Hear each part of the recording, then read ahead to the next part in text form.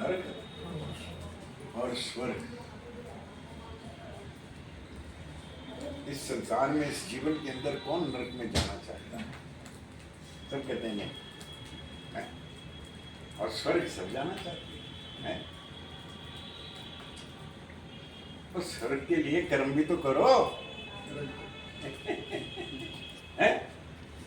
अगर स्वर्ग जाना है तो कर्म कौन आएगा करने के लिए? प्रभु थोड़ी आएंगे। उसने तो आपको कर्म भूमि पे भेज दिया और जैसे ही आप पैदा हुए रोने लगे, खूब चिल्लाया है? जन्म से लेके मरने तक ये कर्म भूमि है जहाँ आपको कर्म ही करने पड़ते हैं। अच्छे करोगे तो स्वर्ग जाओगे और गलत कर्म हुए तो वहाँ क्षमा नहीं है, नरक ही जाओगे। जब आपके ऊपर है आप क्या रोल प्ले करते हो यहाँ संसार में आके जीवन के अंदर। ऐसे बच्चा बड़ा होता है, बचपन तो उसको कुछ हो सकती है, जैसे जैसे बाल अवस्था खत्म होती है, दूध आता है, उसके बाद जिम्मेवारियाँ पड़ती हैं, तो क्या होता है? जिम्मेवारियों से लोग भाग जाते हैं, जिम्मेवारियों से लोग भाग जाते हैं। तो फिर क्या होता है? वो किसके भागी रहते हैं? या स्वर्ग के भागी रहेंगे या नरक के भागी रहेंगे? नरक के भागी नहीं बच सकते। कल मेरे पास एक कपल आया, बुजुर्ग 84 साल के बुजुर्ग, और उनके साथ उनकी धर्मपत्नी, और वो भी होगी 79 और 80 ईयर्स की।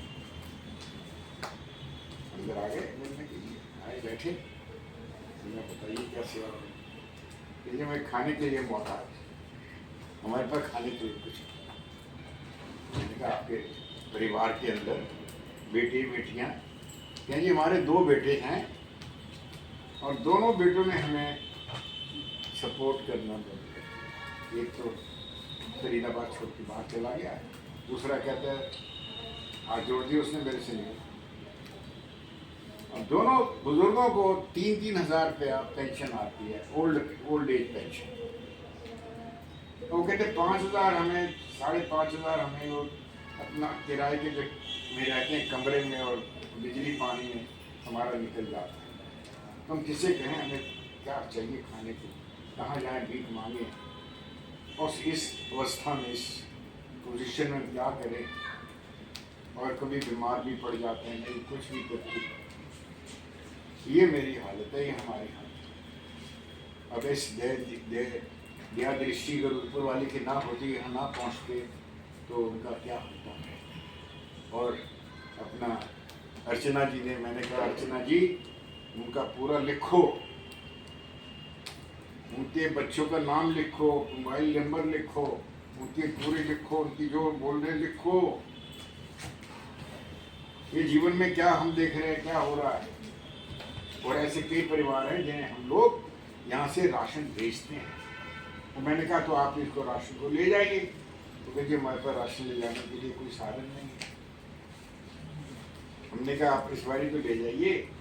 तो जगमोहन खड़ा था, उसको मालूम पड़ गया ये तो राशन उनके पास ही पे रहते हैं। तो हमने कहा इनका आपका भी राशन अगले महीने से वहीं पहुँचा देंगे। अब जो बच्चे हैं उनके, जो औलाद है, वो नर्क में जाएगी या स्वर्ग में जाएगी बताओ? तो नर्क स्वर्ग हमारे कर्मों से बनते हैं। अच्छे कर्म करोगे भैया, फल देगा भगवान। ये तो है गीता का ज्ञान। जीवन को सोच समझ कर चलाओ, जीवन को सोच समझ कर चलाओ। 84 लाख योनि के बाद आपको ये जीवन मिलता है और मौका मिलता है अच्छे कर्म करने का। जहाँ हमारी नीयत खराब हुई नहीं, हमारी सोच बिगड़ जाती है, हमारा व्यवहार बिगड़ जाता है, हमारे भाव बिगड़ जाते हैं और हम नरक के भागी हो जाते हैं। कहाँ बचे? ये सोच विचार कर्म ये सब इसके साथ ही बने हुए हैं, छूटे हुए नहीं है। हम नहीं छूटे हुए, पल पल हमारे इम्तिहान हो रहे हैं। कहाँ भीष्म पितामह, कहाँ भानु की शैया, जिनको इच्छा देती थी उनको भी जाना पड़ा उस भाग भोग के, नहीं बच पाते। भगवान विष्णु जो खुद भगवान कृष्ण के रूप में जन्म लिया, उनको भी भोगना पड़ा कर्म, नहीं छूटते। तो इस जीवन में आपको हर पल चाहिए उसका शुक्राना करना। हे प्रभु, हमारे विचार अच्छे करो, हमारी सोच अच्छी करो, ताकि हमसे नित्य अच्छे कर्म हो, हमसे अच्छे नित्य कर्म हो। हे प्रभु, हमें शक्ति दो, हमें भक्ति दो, हमें अच्छे विचार सोचने दे दो प्रभु, ताकि हमें अंदर कुछ आ जाए। ये जब शास्त्री जी कह रहे थे ना, ये विल पावर ये तभी बनती है अगर आपके विचार दृढ़ होंगे और आपकी सोच दृढ़ होगी और आपका शरीर अपने आप ही वो संभाल लेगा आपको। नहीं तो आपका शरीर भी आपको नहीं संभालने वाला। आप शरीर को छोड़ दोगे इस चक्कर में, अरे यार मैं बीमार हूँ, अरे यार मुझे ये तो होने वाला है। लेकिन आप कितने अपने विल पावर रखते हो, स्ट्रॉन्ग रखते हो, तभी बच पाओगे। नहीं तो हमसे दवाइयाँ भी उल्टी सीधी लेनी शुरू हो जाती, उससे और बीमार पड़ जाते। तो अपने आप को संभाल लो। आपका सबसे बड़ी दवाई है ताजा पानी, फ्रेश वाटर। वही आपको ठीक करेगा, बीमारी को दूर कर देगा। आप वही दवाई समझ कर पी लो विचार से, ये मैं दवाई पी रहा हूँ, आप स्वस्थ हो जाओ। तो ये तो आपके ऊपर है कि आप अपने आप को कितना अच्छा, कितना स्ट्रॉन्ग, कैसे स्वस्थ बनाना चाहते हो।